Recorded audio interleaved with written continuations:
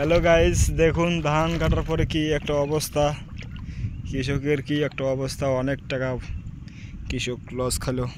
দেখুন ধানগুলো এত কষ্ট করে ফলানোর পরেও ধান বাড়ি নিয়ে যাওয়ার পারল না। দেখুন কি একটা অবস্থা, কি একটা ক্ষতি হয়ে গেছে কৃষকের। দেখুন আবাদ করেছিলেন নিলে ধানগুলো, কিন্তু পাওয়ার সম্ভব হলো না। কাটতে কাটতে কিছু রেখে গেছেন। এই যে দেখুন,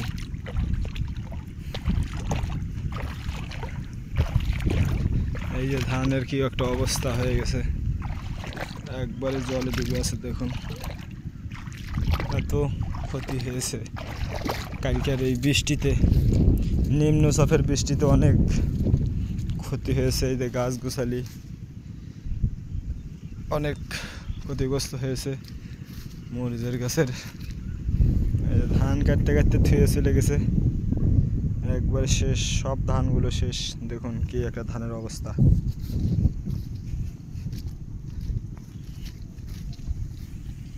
ধান একবার ডুবে গেছে।